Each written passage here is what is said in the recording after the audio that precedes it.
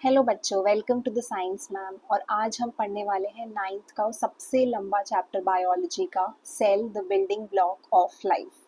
तो ये जो चैप्टर है ये बहुत मुश्किल लगता है बच्चों को, बट आज मैं कोशिश करूंगी कि आपको इजी वे में समझा। चैप्टर रोड मैप में देखो क्या आएगा। सबसे पहले हम इंट्रोडक्शन टू सेल्स करेंगे, ठीक है। फिर हम ओरिजिन ऑफ लाइफ की लाइफ कैसे ओरिजिनेट हुई। फिर हम discovery of cells and microscopes पढ़ेंगे।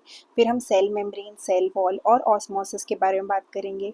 सेल ऑर्गेनेलीज के बारे में बात करेंगे, cell division, cell theory, then cancer and cell culture, और लास्ट में हम इंपॉर्टेंट एग्जाम क्वेश्चंस को डिस्कस करेंगे, ठीक है। तो सबसे पहले स्टार्ट करते हैं इंट्रोडक्शन टू सेल्स। तो सेल देखो होता क्या है। सेल जो है हमारा सबसे छोटा बेसिक यूनिट ऑफ लाइफ है। तो क्या है cell? Basic unit of life.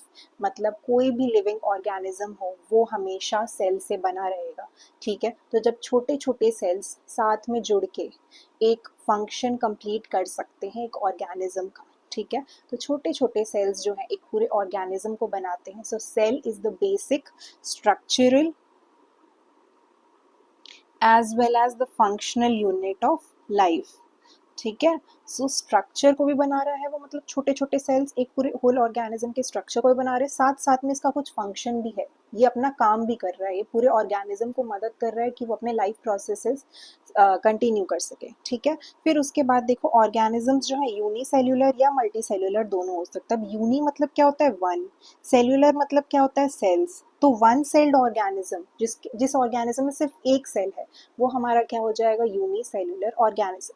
दूसरा देखो मल्टी सेल्युलर ऑर्गेनिज्म। मल्टी मतलब मेनी, सेल्युलर मतलब सेल, ठीक है। तो जिस ऑर्गेनिज्म में बहुत सारे सेल्स होंगे वो हमारा क्या हो जाएगा? Multi cellular organism. अब देखो सेल्स जो है टिश्यूज, ऑर्गन्स और ऑर्गन सिस्टम बना सकते हैं। तो हमारे सेल्स हैं, ये बहुत सारे एक जैसे सेल्स एक साथ आएंगे और एक पर्टिकुलर फंक्शन करेंगे, तो ये क्या बना देंगे? हमारा टिश्यू बना देंगे, ठीक है।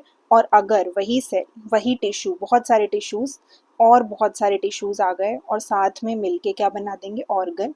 और ऑर्गन्स बहुत सारे मिलके ऑर्गन सिस्टम बना देंगे, ठीक है। तो जैसा आपको दिख रहा है यहाँ पे, ये देखो हमारा स्मूथ मसल सेल है। इससे हमारा स्मूथ मसल सेल जो है वो हमारा एग्जाम्पल हो गया सेल का।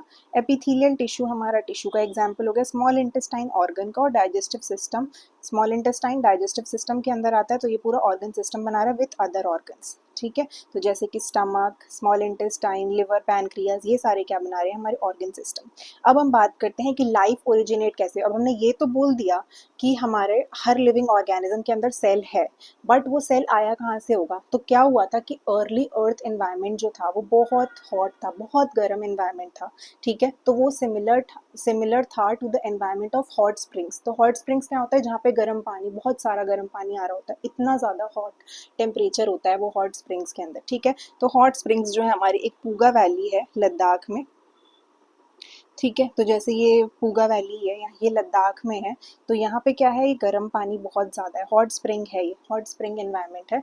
तो इसके अंदर हमें मिलते हैं बहुत सारे थर्मोफाइल्स। अब ये थर्मोफाइल्स क्या होता है? थर्मो मतलब टेम्परेचर, फाइल मतलब लविंग। तो टेम्परेचर लविंग क्या है? यहाँ पे बैक्टीरिया हैं जो बहुत एक्सट्रीम हीट में रह सकते हैं। तो अर्ली अर्थ में क्या रहे होंगे? थर्मोफाइल सबसे पहले आए होंगे। वो इस हॉट एनवायरनमेंट में, अर्थ के हॉट एनवायरनमेंट में रह पा रहे होंगे। तो सबसे पहले ओरिजिन ऑफ लाइफ कहाँ से हुई? थर्मोफाइल्स के थ्रू। अब उसके बाद उसके अंदर कुछ मॉलिक्यूल्स भी रहे होंगे अर्थ में, ऑर्गेनिक मॉलिक्यूल्स रहे होंगे। ये ऑर्गेनिक मॉलिक्यूल्स क्या कर सकते हैं? ये बना सकते हैं हमारा मेम्ब्रेन्स। तो बहुत तरह के मेम्ब्रेन्स जो है ये ऑर्गेनिक मॉलिक्यूल्स बनाते हैं। अब चलो नेक्स्ट चीज़ चलते हैं कि सबसे पहला सेल देखा किसने? तो वो देखा था रॉबर्ट हुक ने। तो रॉबर्ट हुक एक बार गया पेड़ के पास गया और उसने ब्राउन कलर के बहुत सारे ऐसे पपड़ी जैसे देखे। पपड़ी जैसे कहाँ पे होते हैं ब्राउन कलर के? आपने देखा होगा बार्क में होते हैं, जो पेड़ की छाल होती है वहाँ पे बार्क होता है, वो बहुत हार्ड होता है, टफ होता है, राइट। उसमें से उसने क्या किया कि एक टुकड़ा निकाल दिया और उसको जाके उसने माइक्रोस्कोप के अंदर देखा, ठीक है। माइक्रोस्कोप क्या होता है? एक डिवाइस होता है जिससे हम छोटी चीज़ों को बड़ा बड़ा दिख सकते हैं ना। तो बार्क को निकाला उसने, ये बहुत सारे सेल्स को उसने देखा। तो उसने देखा कि भाई ये तो कंपार्टमेंट जैसे दिख रहे हैं, मधुमक्खी के छत्ते जैसे दिख रहे हैं। मधुमक्खी के छत्ते में जैसे कंपार्टमेंट्स होते हैं बहुत सारे, वैसे उस तरह के कंपार्टमेंट्स इसने उसमें देखे। तो इस कंपार्टमेंट को उसने क्या नाम दे दिया? सेल। बट ये डेड सेल था। लिविंग सेल किसने डिस्कवर किया था? वो डिस्कवर किया था एंटोनी वैन ल्यूवेनहॉक ने। इसने डिस्कवर किया था एंटोनी वैन ल्यूवेनहॉक।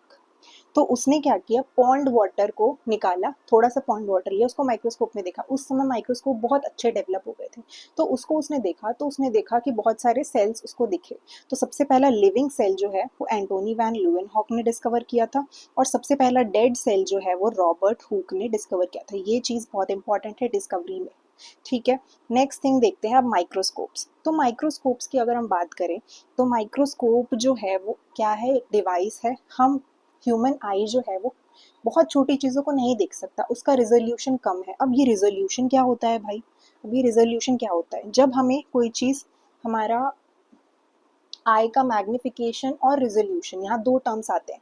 मैग्निफिकेशन का मतलब है कि कितना उसको एनलार्ज कर सकता है। तो हमारे आई का लिमिटेड मैग्निफिकेशन भी है, एक चीज़ को वो उतने ही लाइक साइज में देख सकता है जितने में वो होता है।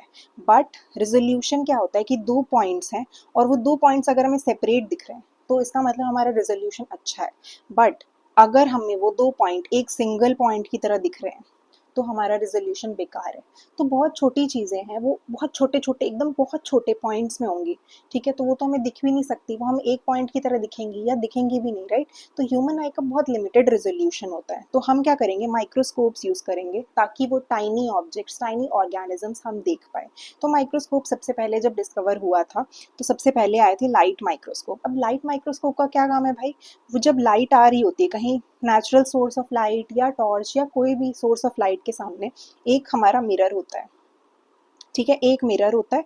अब ये मिरर क्या करेगा, ये लाइट को वो करेगा, लाइट को कैप्चर करेगा, और इस लाइट के थ्रू हमारा जो भी टाइनी ऑब्जेक्ट है हमने स्लाइड में रखा है वो हमें दिख जाएगा। ठीक है, तो लाइट माइक्रोस्कोप क्या करते हैं, लाइट को यूज़ करते हैं ताकि हम ऑब्जेक्ट्स को देख पाए। उसके साथ साथ लाइट माइक्रोस्कोप लेंसेज को भी यूज़ करते हैं।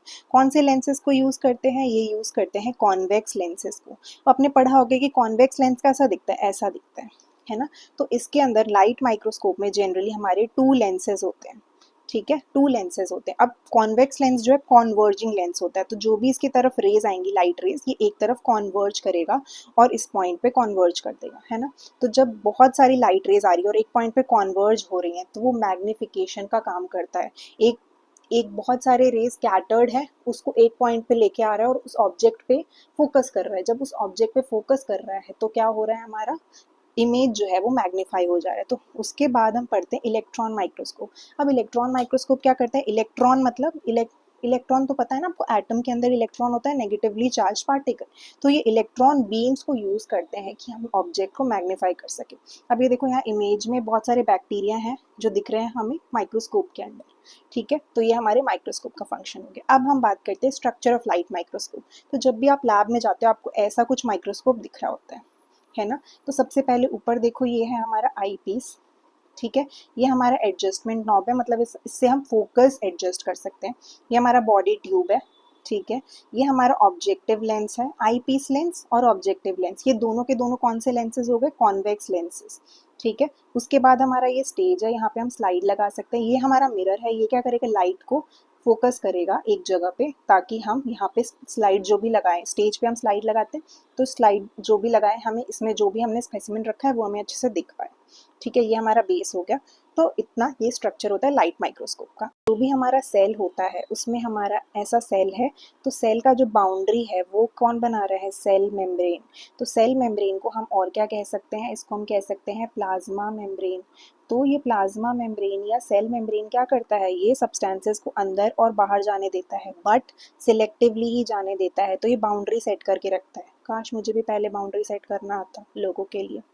तो ये देखो यहाँ पे इसने अंदर आने दे रहा है सब्सटेंसेस को या बाहर जाने दे रहा है, बट कुछ सब्सटेंसेस को ही। तो इसी तरह से लाइफ में भी कुछ लोगों को ही एंट्री दिया करो, हर किसी को एंट्री मत दिया करो, ये मेरी एडवाइस है। ठीक है, तो ये देखो प्रोटेक्ट भी कर रहा है क्योंकि अब कुछ सब्सटेंसेस को, जो यूजफुल सब्सटेंसेस है उसी को बाहर आने देगा, अंदर आने देगा, और बाहर किसको जाने देगा, जो हार्मफुल सब्सटेंसेस हैं। ठीक है, उसके अलावा ये लिपिड और प्रोटीन का बना होता है। तो ये लिपिड कौन से लिपिड का बना होता है, ये बना होता है हमारा फॉस्फोलिपिड का। किसका बना होता है, फॉस्फोलिपिड का। बाई लेयर होता है, बाई लेयर मतलब टू लेयर्स। तो यहाँ देखो ये एक फॉस्फोलिपिड है, ये एक फॉस्फोलिपिड है, इन्होंने टू लेयर्स बना दिए, बाई लेयर बन गए।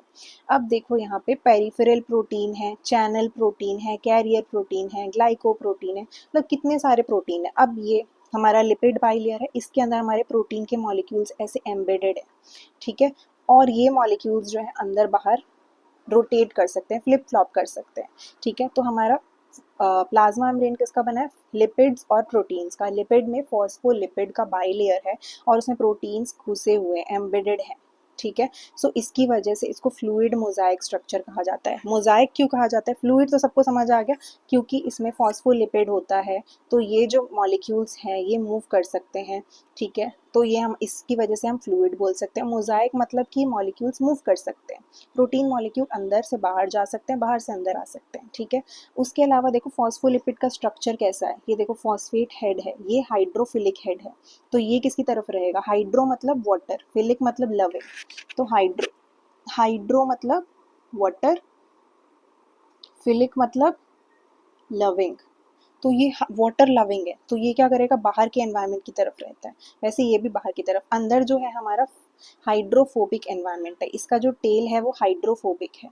हाइड्रोफोबिक का मतलब क्या होता है कि ये हाइड्रो मतलब वाटर और फोबिक मतलब डर लगता है, फियर, ठीक है। तो वाटर से डरता है, तो ये वाटर से दूर रहेगा, तो अंदर साइड जो है वाटर का एनवायरनमेंट नहीं रहता है, इसलिए इसका ऐसा ऐसा स्ट्रक्चर है। अब देखो हमारा, अब हमारा ये, तो ये हो गया हमारा सेल मेम्ब्रेन। तो सेल मेम्ब्रेन क्या होता है, फ्लूइड मोजाइक मॉडल होता है। फ्लूइड मतलब कि वो लिपिड से बना होता है, मोजाइक मतलब प्रोटीन मॉलिक्यूल्स जो अंदर और बाहर मूव कर सकते हैं। तो फॉस्फोलिपिड बाइलेयर का बना होता है जिसमें प्रोटीन्स एम्बेडेड होते हैं। और सेल मेम्ब्रेन क्या करता है, प्रोटेक्ट करता है, सिलेक्टिवली परमिएबल मेम्ब्रेन होता है, हर मॉलिक्यूल को अंदर बाहर नहीं जाने देता। अब सेल मेम्ब्रेन के थ्रू सब्सटेंसेस आ तो रहे हैं, ठीक है, बट वो सब्सटेंसेस जो आ रहे हैं उसमें से एक सब्सटेंस जो है वाटर, वाटर जो है सेल के अंदर आ सकता है, सेल से बाहर जा सकता है, ठीक है। तो अब उसके बारे में पढ़ने वाले। तो कभी आपने सोचा है कि आप रेजिन्स, जो किशमिश होता है ना, किशमिश को आप रात में भिगो के रख देते हो, ठीक है, पानी में, तो सुबह देखते हो कि भाई ये तो फूल गए, फूल जाते हैं ये, ठीक है, पानी में रखा आपने तो, क्यों फूल गए ये, तो यही सेम चीज़ जो है हम पढ़ने वाले हैं। ये होता है due to a process known as osmosis. तो ऑस्मोसिस एक ऐसा प्रोसेस है जिसके थ्रू एक selectively permeable membrane, selectively permeable membrane हमारा कौन सा है, सेल के केस में प्लाज्मा मेम्ब्रेन है। अब ये सिलेक्टिवली परमिएबल मेम्ब्रेन, ये एक सेल है, ये हमारा वाटर के मूवमेंट को अंदर और बाहर जाने दे रहा है। So movement of water through a selectively permeable membrane from high concentration to low concentration. अब ये हाई टू लो कॉन्सेंट्रेशन मतलब क्या होता है, जैसे देखो ये हमारा सेल है, इसके अंदर पानी बहुत ज़्यादा भरा हुआ है, पानी बहुत ज़्यादा है, बाहर पानी कम है, बाहर पानी ही नहीं है सपोज, तो सेल के थ्रू वाटर बाहर चला जाएगा। तो ये अंदर हाई कॉन्सेंट्रेशन था वाटर का, बाहर क्या है, लो कॉन्सेंट्रेशन वाटर का, तो वाटर अंदर से बाहर की तरफ चला गया। सिमिलरली अभी हमने एक सेल को रखा, इसके पास पानी बहुत कम है, इसको हमने पानी में डाल दिया, जैसे कि हमने रेजिन्स को डाला था। अब वाटर बाहर जो है वो ज़्यादा है, हाई कॉन्सेंट्रेशन से लो कॉन्सेंट्रेशन की तरफ मूव कर जाएगा। तो वो ये सेल क्या कर जाएगा, स्वेल, यहाँ पे क्या हो जाएगा, सेल बाहर निकल गया पानी, तो श्रिंक हो जाएगा, ठीक है। तो जो हमारे प्लांट्स होते हैं ना, प्लांट्स के जो रूट्स होते हैं ना, रूट्स में हमने सॉइल में पानी डाला, पानी का कंसंट्रेशन जो है बाहर बहुत ज़्यादा है, अब रूट के अंदर कम है, तो रूट क्या करेगा, ऑस्मोसिस के थ्रू पानी ले लेगा। तो absorption of water by roots occurs through the process of osmosis. अब हम बात करते हैं, देखो तीन तरह के सॉल्यूशंस की, हाइपोटोनिक सॉल्यूशन, हाइपरटोनिक सॉल्यूशन और आइसोटोनिक सॉल्यूशन। इसके पहले हम बात कर लेते हैं कंसंट्रेशन की, ठीक है। तो कंसंट्रेशन मतलब क्या होता है, सॉल्यूट का कितना कंसंट्रेशन है। तो कंसंट्रेशन मतलब क्या होता है कि सॉल्यूट जो है वो ज़्यादा है या कम है। कंसंट्रेशन क्या होता है, amount of solute dissolve in a particular amount of solvent, ठीक है। तो सॉल्वेंट अगर हमारा ज़्यादा है तो वो डाइल्यूट सॉल्यूशन होता है, और अगर सॉल्वेंट हमारा कम है, सॉल्यूट ज़्यादा है, तो वो हमारा कंसनट्रेटेड सॉल्यूशन होता है। बट वो सब चीज़ें छोड़ो, हाइपोटोनिक, हाइपो मतलब कम, तो इसका कंसंट्रेशन क्या होगा, कम होगा। अब कंसंट्रेशन सॉल्यूट का कम है तो सॉल्वेंट क्या होगा, ज़्यादा। हमने यहाँ पे सॉल्वेंट क्या लिया है, वाटर, क्योंकि हम वाटर ऑस्मोसिस में वाटर के मूवमेंट की बात कर रहे हैं। तो वाटर जो है बाहर ज़्यादा है, तो अगर बाहर ज़्यादा है तो ये सेल के अंदर घुसेगा। सेल जो है पहले चुन्नू सा था, अब इसके अंदर पानी घुस गया, पानी घुसता गया, तो ये बड़ा सा हो गया, ठीक है, तो ये स्वेल हो गया। तो सेल जो है वो स्वेल हो जाती है in case of hypotonic solution. ठीक है, अब हम बात करते हैं हाइपरटोनिक सोल्यूशन की। हो हाइपोटोनिक के रिवर्स ही, हाइपर मतलब ज़्यादा, ज़्यादा क्या है, सॉल्यूट ज़्यादा है। अगर सॉल्यूट अगर ज़्यादा है तो वाटर क्या होगा, कम होगा। वाटर कम होगा तो सेल के अंदर वाटर ज़्यादा होगा कंपैरेटिवली। अगर वाटर बाहर कम है तो हाई कॉन्सेंट्रेशन सेल के अंदर रहा होगा, सेल से बाहर पानी चला जाएगा, सेल हमारा क्या हो जाएगा, श्रिंक हो जाएगा।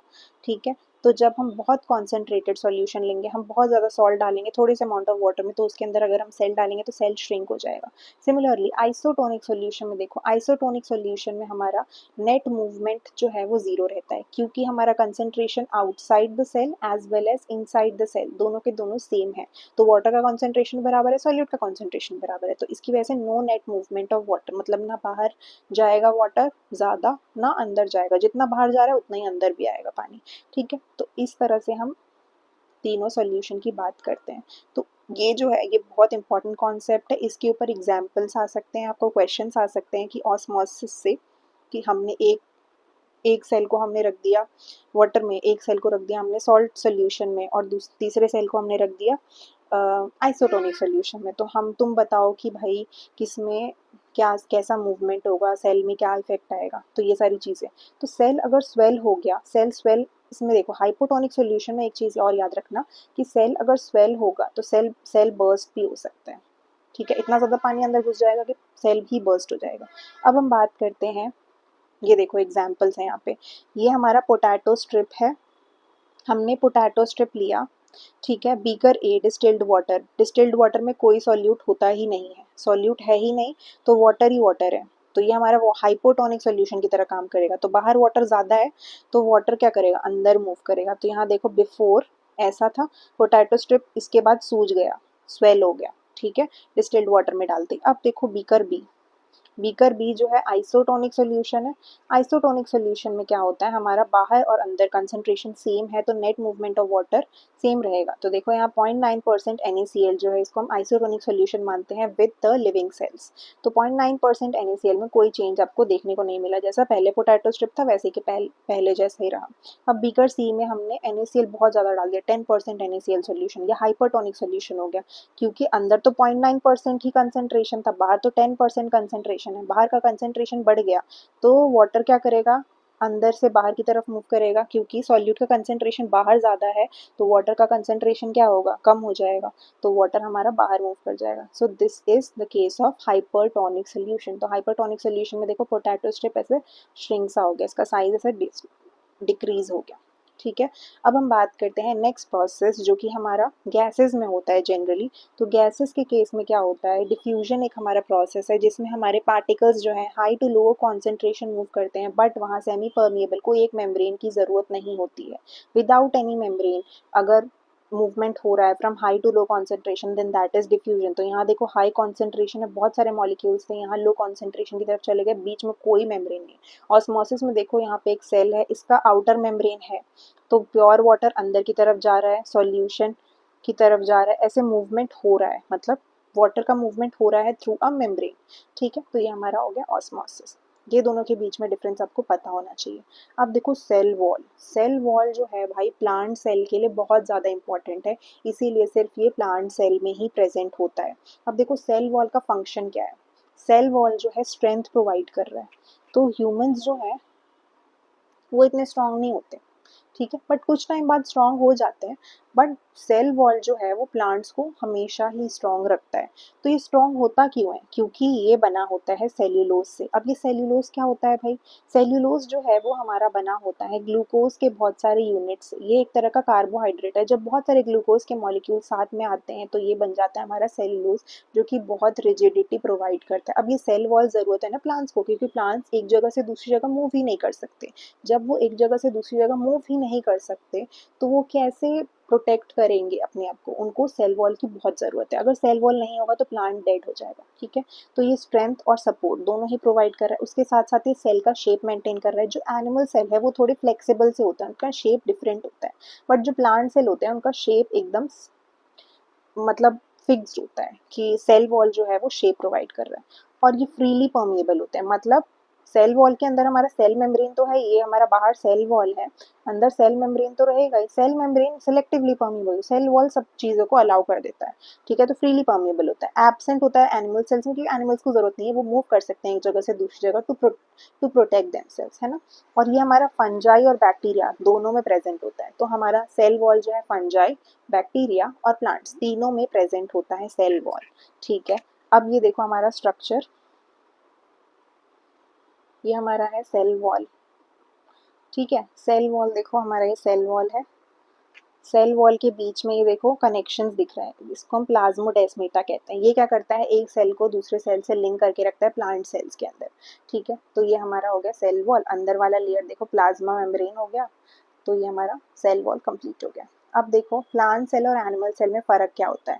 सबसे पहला सेल वॉल प्रेजेंट होता है, सेल वॉल इसमें एब्सेंट होगा।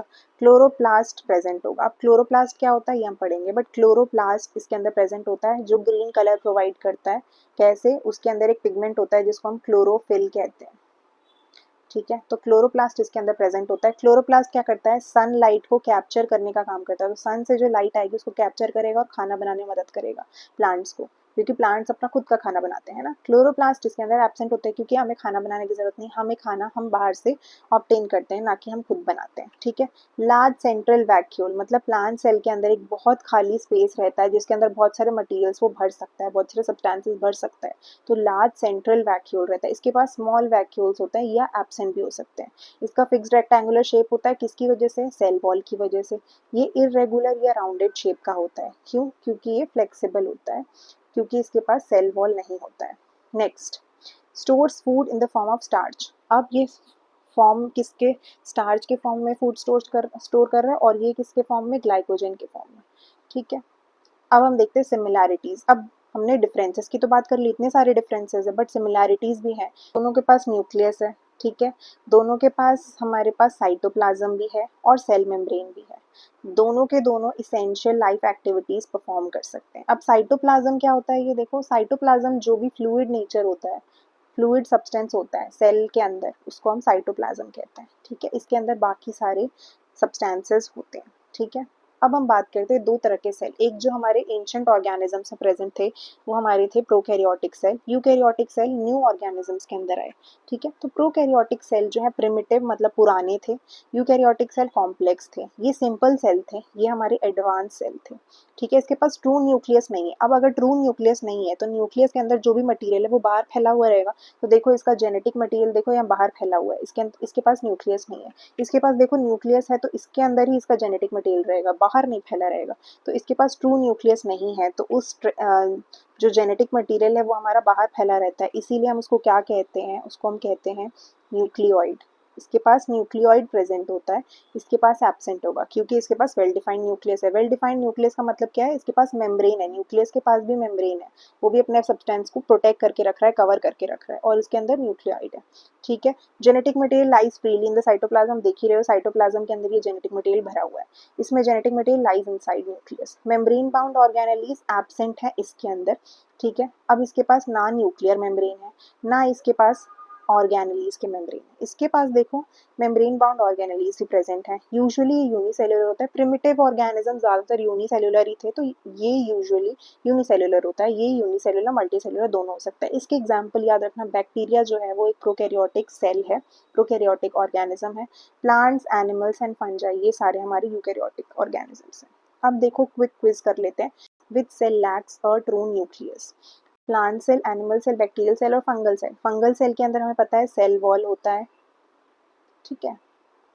साथ साथ हमने पढ़ा था यूकैरियोटिक होता है, अब जो यूकैरियोटिक है उसके पास ट्रू न्यूक्लियस होगा।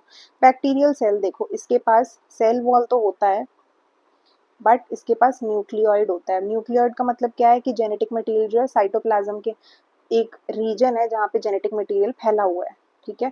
तो फैला हुआ है इसका मतलब जेनेटिक मटेरियल न्यूक्लियस के अंदर होना चाहिए, बट इसके पास वो नहीं है, तो इस ये हमारा आंसर हो गया bacterial cell. Animal cell, plant cell दोनों के दोनों यूकैरियोटिक सेल हैं। अब हम बात करते हैं वायरसेस, वायरॉइड्स और प्रियॉन्स। ये हमारे स्पेशल माइक्रो ऑर्गेनिजम्स हैं जो कि डेड या लिविंग, इन दोनों में कंफ्यूजन है कि कंट्रोवर्सी चल रही है कि भाई ये डेड होते हैं कि लिविंग होते हैं। अब देखो वायरसेस की बात करें, वायरसेस आपको पता होगा कोरोना वायरस आया था, ठीक है, कोल्ड जो होता है हमें कॉमन कोल्ड, वो भी वायरस से ही होता है। तो ये वायरस जो है इसके पास एक प्रॉपर्टी होती है कि जैसे ये होस्ट ऑर्गेनिज्म के बाहर, होस्ट ऑर्गेनिज्म कोई भी एक लिविंग ऑर्गेनिज्म, बैक्टीरिया हो, प्लांट हो, ह्यूमन हो, एनिमल हो, कोई सा भी एक लिविंग ऑर्गेनिज्म है, अगर उस होस्ट ऑर्गेनिज्म के बाहर है वो वायरस, तो वो क्या कहलाता है, वो डेड कहलाता है। जैसे ही वो सेल के अंदर घुसा, क्योंकि हमें पता है ऑर्गेनिजम्स, लिविंग ऑर्गेनिज्म के अंदर सेल होता है, सेल के अंदर घुसेगा और तब मल्टीप्लाई करने लग जाएगा, तब बहुत सारे कॉपीज बनाने लग जाएगा वायरस। ठीक है, तो सेल के अंदर घुस के ही वो लिविंग कंसिडर किया जाता है। जैसे ही सेल के बाहर रहता है वो, उसके पास कोई लिविंग कैरेक्टरिस्टिक्स होती नहीं, वो डेड कंसिडर किया जाता है। ठीक है, तो वायरस जो है, वायरॉइड्स और प्रियॉन्स, ये तीनों के तीनों कॉन्ट्रोवर्शियल हैं कि है इनके पास मतलब ये लिविंग है या नॉन लिविंग है। ठीक है, अब वायरस जो है उसके पास डीएनए या आरएनए, डीएनए आरएनए क्या होता है, हमारा डीएनए का फुल फॉर्म होता है डीऑक्सी राइबो न्यूक्लिक, यहाँ लिख देती हूँ मैं, डीएनए का फुल फॉर्म होता है डीऑक्सी राइबो न्यूक्लिक एसिड। ठीक है, आरएनए का फुल फॉर्म होता है हमारा राइबो न्यूक्लिक एसिड। ठीक है, तो डीएनए या आरएनए, ये दोनों के दोनों हमारे टाइप्स ऑफ जेनेटिक मटेरियल है। तो जेनेटिक मटेरियल उसके साथ साथ एक प्रोटीन कोड, तो जेनेटिक मटेरियल सपोज ऐसा कुछ है, इसके बाहर एक कोट लगा हुआ है, प्रोटीन का कोट लगा हुआ है, तो ये हमारा वायरस का स्ट्रक्चर। वायरॉइड का स्ट्रक्चर देखो, जेनेटिक मटेरियल है बस, कोई प्रोटीन कोट नहीं है। ठीक है, प्रियॉन का स्ट्रक्चर देखो, सिर्फ प्रोटीन है। प्रोटीन कैसे, मिस फोल्डेड प्रोटीन। अब हमारे देखो प्रोटीन्स होते हैं, उनका एक फोल्डिंग होता है, स्पेसिफिक फोल्डिंग, जैसे वो फोल्डिंग खराब हो जाती है तो हो सकता है वो एक प्रियॉन बना दे मिस फोल्डिंग की वजह से। तो देखो जैसे यहाँ पे इसकी फोल्डिंग खराब हो गई, तो ये हमारा एक प्रियॉन बन गया। इसने कौन सा डिसीज कॉज करा, इसने कॉज करा disease Creutzfeldt Jakob disease in humans. ठीक है, तो मिस फोल्डिंग की वजह से। वैसे ही देखो नॉर्मल और सीजेडी अफेक्टेड, तो न्यूरो डिजेनरेटिव डिसीज है ये, देखो हमें ब्रेन में डिफेक्ट दिख रहा है। वैसे वायरॉइड देखो, ये एक वायरॉइड क्या होता है, इसके पास बस प्रोटीन होता है। ठीक है, सॉरी, वायरॉइड क्या होता है, इसके पास बस जेनेटिक मटेरियल होता है। तो ये एक पोटैटो स्पिंडल ट्यूबर वायरॉइड है। ठीक है, ये पोटैटो के अंदर डिसीज कर सकता है। वैसे ही वायरस देखो, वायरस ये हमारा टीएमवी वायरस है। ठीक है, टीएमवी क्या है, टोबैको मोजाइक वायरस, जो टोबैको में कॉज करता है डिसीज। ठीक है, ये सारे के सारे ए सेल्यूलर होते हैं, क्योंकि हमें सेल का पता है, सेल के पास सेल मेम्ब्रेन होना चाहिए, साइटोप्लाज्म होना चाहिए, इनके पास तो कुछ भी नहीं है इनमें से, है ना। तो जब इनके पास कुछ है ही नहीं, तो ये हमारे ए सेल्यूलर कंसिडर करे जाएंगे। अब हम चलते हैं सेल ऑर्गेनेलीज के पास। सेल ऑर्गेनेलीज जो है, सेल के अंदर एक सपोज कर लो एक फैक्ट्री लगी हुई है, तो फैक्ट्री में हर कोई अपना अपना काम कर रहा है। जैसे आप क्लास कोई एक ग्रुप बनाते हो, कोई एक प्रेजेंटेशन बनाते हो, तो टीचर आपको क्या करती है, टीचर आपको देती है कि हाँ तुम ये काम कर लेना, तुम वो काम कर लेना, तुम ये काम कर लेना, तो ऐसे डिवाइड कर देती है काम, है ना। तो वैसे ही आप सेल के अंदर, आपकी सेल्स के अंदर भी क्या है, डिवाइडेड है वो, कि तुम ये काम कर लेना, तुम ये काम कर लेना, और मिलके हम एक पर्टिकुलर फंक्शन कैरी आउट करेंगे, है ना। तो सेल ऑर्गेनेलीज हमारे स्पेशलाइज स्ट्रक्चर्स होते हैं साइटोप्लाज्म के अंदर। हर किसी का एक स्पेसिफिक फंक्शन होता है, किसी ना किसी का, हर किसी का एक एक फंक्शन होता है, फंक्शनलेस कोई ऑर्गेनली होता ही नहीं है। ठीक है, ये सारे के सारे एक फैक्ट्री की तरह काम करते हैं। Example nucleus, mitochondria, plastids, vacuoles. तो ये सारे हमारे सेल ऑर्गेनेलीज हो गए। ठीक है, अब हम देखते हैं एक सेल ऑर्गेनेली जो कि हमारा साइटोस्केलेटन है, और सेल इंक्लूजन। साइटोस्केलेटन क्या होते हैं, हमारा जो सेल का स्ट्रक्चर होता है ना, साइटोस्केलेटन एक फाइबर्स टाइप स्ट्रक्चर होते हैं जो सेल के अंदर प्रेजेंट होते हैं। तो ये फाइबर्स क्या करते हैं, हमारे सेल को स्ट्रक्चर प्रोवाइड करते हैं, उसको ट्रांसपोर्ट में मदद करते हैं, एक जगह से दूसरी जगह पहुंचाने में मदद करते हैं, सेल डिवीजन के टाइम पे काम आते हैं। तो ये सारे फंक्शन होते हैं साइटोस्केलेटन के। साइटोस्केलेटन क्या कर रहा है, सपोर्ट कर रहे हैं सेल स्ट्रक्चर, मूवमेंट और ट्रांसपोर्ट में मदद कर रहा है। ठीक है, तो जैसे ये देखो, ये हमारे फाइबर लाइक कुछ स्ट्रक्चर है, ये भी फाइबर लाइक कुछ स्ट्रक्चर है। तो ये इंटरमीडिएट फिलामेंट्स, माइक्रोट्यूब्यूल्स, माइक्रोफिलामेंट्स, ये सारे हमारे साइटोस्केलेटन के एग्जाम्पल है।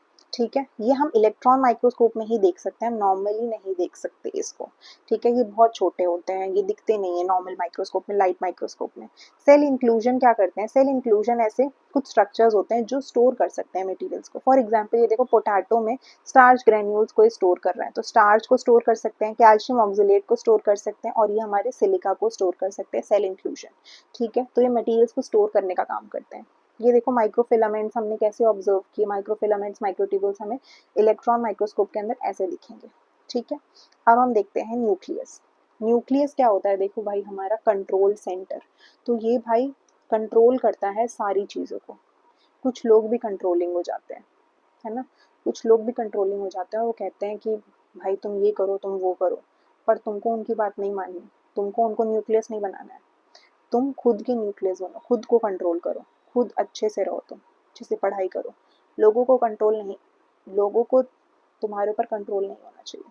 ठीक है, तो ये देखो हमारा न्यूक्लियस है। न्यूक्लियस का देखो डबल मेम्ब्रेन है, कंट्रोल सेंटर है, सारी सेल एक्टिविटीज ये कंट्रोल करता है। डबल लेयर्ड न्यूक्लियर मेम्ब्रेन है, ये एक लेयर है, ये दूसरी लेयर है, डबल लेयर्ड है। अब ये लेयर के बीच में देखो पोर्स दिख रहे हैं आपको, है ना, तो स्पेसेस जो है इनको हम कहते हैं न्यूक्लियर पोर्स। अब न्यूक्लियस के अंदर एक स्फेरिकल स्ट्रक्चर है, इसको हम कहते हैं न्यूक्लियोलस। न्यूक्लियोलस क्या करता है, ये हमारा प्रोटीन का सिंथेसिस करता है, साथ साथ ये क्या सिंथेसाइज करता है, राइबोसोमल सब यूनिट्स का सिंथेसाइज करता है। राइबोसोमल क्या सब यूनिट्स क्या होते हैं ये हम पढ़ेंगे। राइबोसोम्स बेसिकली स्ट्रक्चर्स होते हैं जो प्रोटीन को सिंथेसाइज करते हैं। तो प्रोटीन को सिंथेसाइज करने वाले राइबोसोम्स, इनके दो सब यूनिट होते हैं, एक हमारा लार्ज सब यूनिट होता है, एक हमारा स्मॉल सब यूनिट होता है। तो राइबोसोमल सब यूनिट जो है उसको सिंथेसाइज करने का काम कौन कर रहा है, न्यूक्लियोलस काम कर रहा है। ये एक डेंसली मतलब ये डार्क कलर्ड स्ट्रक्चर होता है, डेंसली पैक्ड होता है। ठीक है, इसके अलावा इसके अंदर एक देखो खिचड़ी पची हुई है, खिचड़ी मची हुई, बहुत सारे धागों जैसे दिख रहे हैं, तो ये हमारा जेनेटिक मटेरियल है। बट जेनेटिक मटेरियल किस फॉर्म में है, ये है उस फॉर्म में, क्रोमेटिन के फॉर्म में। अभी हम पढ़ेंगे क्रोमेटिन क्या होता है, क्रोमोसोम क्या होता है, डीएनए क्या होता है, सब पढ़ेंगे। ठीक है, तो ये हमारा न्यूक्लियर पोर जो है बेसिकली ये क्या करता है, ये हमारे अगर यहाँ स्पेस है तो ये सब्सटेंसेस को बाहर अंदर जाने देगा। ठीक है, तो ये हमारा न्यूक्लियस हो गया। अब न्यूक्लियस के अंदर हमारा जेनेटिक मटेरियल होता है, खिचड़ी मची हुई थी ना, ये हमारा क्रोमेटिन था। तो क्रोमेटिन जो है हमें नॉर्मली पसंद मतलब प्रेजेंट होता है। नॉर्मली देखो क्रोमेटिन प्रेजेंट होता है हमारा ऐसा धागों जैसा स्ट्रक्चर। ठीक है, अब ये धागों जैसे स्ट्रक्चर पास आए तो रॉड शेप स्ट्रक्चर बना दिया, हमारे क्रोमोसोम बना दिए। क्रोमोसोम कब बनेंगे, जब हमारा सेल डिवाइड होने वाला होगा तब बनेगा। अब ये क्रोमोसोम बना किसका है, क्रोमोसोम बना है डीएनए प्लस प्रोटीन का। डीएनए क्या होता है, डीऑक्सीराइबोन्यूक्लिक एसिड, जो कि हमारा जेनेटिक मटेरियल है। ठीक है, तो सबसे पहले देखो क्रोमोसोम्स। क्रोमोसोम्स क्या होते हैं, हेरिडिटरी इन्फॉर्मेशन होती है। हेरिडिटरी मतलब कि जो एक पेरेंट से ऑफस्प्रिंग में जा सकता है। हेरिडिटरी इन्फॉर्मेशन जो जीन्स पास ऑन कर सकते हैं ऑफस्प्रिंग्स में, है ना। तो हेरिडिटरी इन्फॉर्मेशन होते हैं, डीएनए और प्रोटीन का बना होता है क्रोमोसोम। इसके पास डीएनए सेगमेंट्स होते हैं।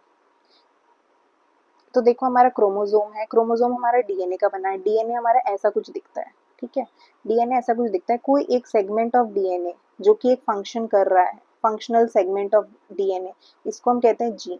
ठीक है, तो जीन हमारे डीएनए के सेगमेंट्स होते हैं। क्रोमेटिन हमारे रेस्टिंग सेल्स में होता है, जिसके मैंने पहले बता दिया। नॉर्मली हमें क्रोमेटिन ही देखने को मिलेगा, थ्रेड लाइक स्ट्रक्चर्स। बट वो थ्रेड लाइक स्ट्रक्चर जब पास आएंगे, कंडेंस होंगे, तब वो हमारे क्रोमोसोम बना लेंगे ड्यूरिंग सेल डिवीजन। तो हाँ, सबसे छोटा यूनिट क्या हो गया, इससे भी छोटा यूनिट है एक जीन। तो जीन फंक्शनल सेगमेंट है। जीन हमारे मिलके क्या बना दिए, डीएनए बना दिए। डीएनए ने क्या बनाया, क्रोमेटिन। क्रोमेटिन ने क्या बनाया, क्रोमोसोम बना दिया। तो ये हमारा हो गया पूरा ऑर्गेनाइजेशन इनसाइड द न्यूक्लियस। अब कुछ सेल्स होते हैं जिनके पास न्यूक्लियस नहीं होता। क्यों नहीं होता, क्योंकि उनको कुछ और काम करना होता है। जैसे कि हमारा स्पेशलाइज स्ट्रक्चर आरबीसी। आरबीसी क्या होता है, रेड ब्लड सेल। अब ये रेड ब्लड सेल का जो नाम ही है रेड, रेड पिगमेंट है इसके अंदर। कौन सा पिगमेंट है, वो है पिगमेंट हीमोग्लोबिन। कौन सा पिगमेंट है, हीमोग्लोबिन। अब ये हीमोग्लोबिन का काम क्या होता है, ये ऑक्सीजन को ट्रांसपोर्ट करता है। तो हीमोग्लोबिन क्या करता है, ऑक्सीजन के साथ चिपकेगा और एक जगह से दूसरी जगह जाएगा। अब ये रेड ब्लड सेल के अंदर हीमोग्लोबिन होता है जो कि इसको रेड कलर देता है। ठीक है, अब हीमोग्लोबिन तो ज्यादा होना चाहिए ना रेड ब्लड सेल के अंदर, क्योंकि उसको बहुत सारा ऑक्सीजन लेके जाना है, क्योंकि हमारे हर सेल ऑफ द बॉडी को ज़रूरत है ऑक्सीजन की। तो ये ऑक्सीजन को लेके जाएगा एक जगह से दूसरी जगह। अब ये ऑक्सीजन को लेके जाएगा एक जगह से दूसरी जगह, इसको ज़्यादा स्पेस चाहिए। जब ज़्यादा स्पेस चाहिए तो न्यूक्लियस की कोई ज़रूरत ही नहीं है, तो न्यूक्लियस नहीं होता, इसीलिए ए न्यूक्लिएट होता है। ठीक है, मोर हीमोग्लोबिन मोर ऑक्सीजन ट्रांसपोर्ट। अब इसके पास न्यूक्लियस ही नहीं है, तो ना ये डिवाइड कर सकता है ना ये रिपेयर कर सकता है, इसीलिए इसका लाइफ स्पैन देखो 120 डेज का लाइफ स्पैन है। सिमिलरली प्लेटलेट्स जो है वो सेल के फ्रेगमेंट्स होते हैं। ठीक है, ब्लड सेल के फ्रेगमेंट्स होते हैं, इनके पास भी न्यूक्लियस नहीं होता, तो ये भी ए न्यूक्लिएट होता है। ठीक है, तो ये हमारे हो गए एक्सेप्शनल केसेस ऑफ सेल्स जिसके पास न्यूक्लियस नहीं होता। एक हमारा आरबीसी और दूसरा हमारा प्लेटलेट। ठीक है। राइबोसोम की हमने बात कर ली कि वो प्रोटीन सिंथेसाइजिंग मशीनरी होता है, ठीक है। प्रोटीन सिंथेसिस का काम करता है। तो ये हमारे ऐसे छोटे छोटे स्ट्रक्चर्स होते हैं जो सेल के अंदर प्रेजेंट होते हैं। अब ये देखो, फ्री राइबोसोम भी हो सकता है या ये एक स्ट्रक्चर के साथ चिपक सकता है जो कि हमारा एंडोप्लाज्मिक रेटिकुलम है। तो एंडोप्लाज्मिक रेटिकुलम ऐसा कुछ होता है जैसा कि आपको दिख रहा है, ये इससे चिपक गए हैं राइबोसोम। तो अगर ये इससे चिपक जाएंगे तो ये हमारे बना लेंगे RER, रफ एंडोप्लाज्मिक रेटिकुलम। यहाँ आगे पढ़ेंगे, बट राइबोसोम का मेन फंक्शन क्या करता है, प्रोटीन सिंथेसिस का काम होता है इसका, ठीक है। अब हम चलते हैं एंडोप्लाज्मिक रेटिकुलम पे। एंडोप्लाज्मिक रेटिकुलम देखो क्या होता है कि transport network of the cell होता है, ठीक है। तो ये क्या करता है, जैसे ही हमारा न्यूक्लियस कोई सब्सटेंस को बाहर निकालेगा, ठीक है, इसको ट्रांसपोर्ट करना है, सपोज एक जगह से दूसरी जगह लेके जाना है, तो एंडोप्लाज्मिक रेटिकुलम क्या करेगा, ये यहाँ से लेके जाएगा सब्सटेंस को, इसके थ्रू आगे लेके जाएगा और यहाँ पे से वेसिकल के फॉर्म में रिलीज कर देगा, ठीक है। अब ये एंडोप्लाज्मिक रेटिकुलम देखो दो तरह के हो सकते हैं, RER हो सकता है या ये SER हो सकता है, ठीक है। RER हमारा रफ एंडोप्लाज्मिक रेटिकुलम, रफ मतलब कि राइबोसोम्स जुड़े होंगे इससे, स्मूथ मतलब राइबोसोम्स नहीं होंगे, ठीक है। रफ अपीयरेंस आता ही राइबोसोम की वजह से। अगर वो रफ एंडोप्लाज्मिक रेटिकुलम है तो राइबोसोम प्रेजेंट है, अगर राइबोसोम प्रेजेंट है तो राइबोसोम का काम क्या होता है, प्रोटीन सिंथेसिस। तो ट्रांसपोर्ट के साथ साथ ये प्रोटीन सिंथेसिस का भी काम करेगा। अब SER स्मूथ है, इसके पास राइबोसोम है ही नहीं, तो ये क्या करेगा, लिपिड को सिंथेसाइज करेगा, हार्मोन्स को सिंथेसाइज करेगा, फैट्स को सिंथेसाइज करेगा, ठीक है। अब नेक्स्ट बात करते हैं गोल्जी एपरेटस की। तो गोल्जी एपरेटस जो है हमारा एंडोप्लाज्मिक रेटिकुलम जहाँ खत्म हुआ वहीं से हमारा गोल्जी एपरेटस भी स्टार्ट हो गया। गोल्जी एपरेटस भी क्या काम करता है, ट्रांसपोर्ट करने का काम करता है, मॉडिफिकेशन करने का काम करता है, प्रोटीन्स लिपिड्स इन सब का मॉडिफिकेशन करता है और उसको पैकेज भी करता है, पैक करके आगे भेज देता है, लाइसोसोम में भेज सकता है या जहाँ पे उसको जरूरत है पैक करके भेज सकता है, ठीक है। तो मेन काम क्या करता है ये, पैकेजिंग एंड ट्रांसपोर्ट सेंटर।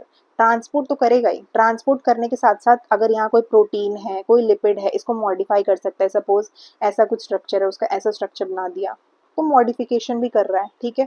तो modifies proteins and lipids, packages and transports material, ये डिस्कवर किया था कैमिलो गोल्जी ने, ठीक है। तो ये साइंटिस्ट का नाम याद रखना, वैसे भी याद रहेगा, गोल्जी एपरेटस से कैमिलो गोल्जी, ठीक है। तो ये हमारा हो गया गोल्जी एपरेटस। अब हम बात करते हैं लाइसोसोम्स की। लाइसोसोम्स क्या होते हैं, हमारे recycling centre of the cell होते हैं। रिसाइकलिंग सेंटर क्यों होते हैं, इनको हम suicide bags of the cell भी कहते हैं। अब भाई सुसाइड बैग्स ये वेस्ट मटेरियल को निकाल रहे हैं हमारे, ठीक है, सुसाइड भी कर रहे हैं। सुसाइड क्यों कर रहे हैं, अगर सेल के अंदर सब कुछ खराब हो गया, सेल अच्छे से फंक्शन ही नहीं कर रहा, तो सेल वो खराब करे पूरे ऑर्गेनिज्म को, पूरे बॉडी में प्रॉब्लम्स लाए, इसकी जगह लाइसोसोम क्या करेगा, खुद ही सेल को डाइजेस्ट कर लेगा और खुद ही मार डालेगा उस सेल को, ताकि वो सेल खत्म हो जाए और आराम से अपना बॉडी फंक्शन कर सके, ठीक है। उसके साथ साथ लाइसोसोम जो है वेस्ट को भी निकालने का काम करता है। काश मुझे भी लोगों को निकालना आता अपनी ज़िंदगी से, कैसे निकालते हैं वेस्ट लोगों को, बट कोई नहीं, लाइसोसोम तो अच्छा काम कर रहा है। तो लाइसोसोम जो है ये देखो suicide bags of the cell है, तो इसके पास डाइजेस्टिव एंजाइम्स होते हैं।